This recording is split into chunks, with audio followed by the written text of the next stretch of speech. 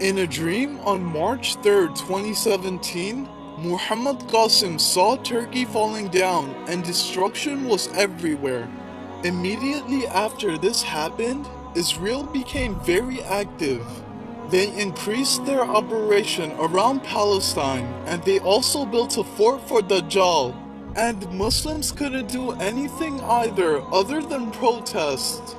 Then Israel formed alliances with other countries and spread corruption. USA was among their supporters and helped Israel by offering their intelligence. When Russia found out about this, they immediately formed alliances with countries nearby. And Russia also became active and raced the others in conquering lands in the Middle East. It was as if they were all aiming to conquer the entire world. Then USA openly jumped in the Middle East and they met with Israel and other allies. And together, they started fighting against groups of Russia. And this caused Russia and their allies to fight back. And thus, World War III had began. And the battlefields were countries of the Middle East, due to which the worst destruction took place in the Middle East, and huge amounts of Muslims were massacred. The war became so violent and terrifying that neither were the Muslims able to fight back, nor did anyone dare to come to their help. The bloodshed slowly spread throughout countries such as Egypt, Sudan, Saudi Arabia, Kuwait, UAE, and almost every part of the Middle East.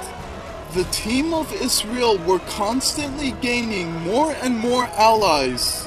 And even some Muslim countries also became allies with either USA or Russia. Both superpowers wanted to conquer most of the land, and whichever territories they attained, they held onto it firmly. And they continued fighting one another whilst massacring the Muslims. On the other side, Pakistan grew stronger and started expanding. But then India, who was allied with Israel, started attacking Pakistan. US, Israel, and even many other Middle Eastern countries helped India against Pakistan. They all intended to completely destroy Pakistan. So Pakistan had a very large amount of enemies. But Allah protected Pakistan with around 3,000 black fighter jets. And then the war against Pakistan began. And with the help of Allah, Pakistan came out victorious against their enemies. Pakistan conquered all of India, as well as Bangladesh and Afghanistan.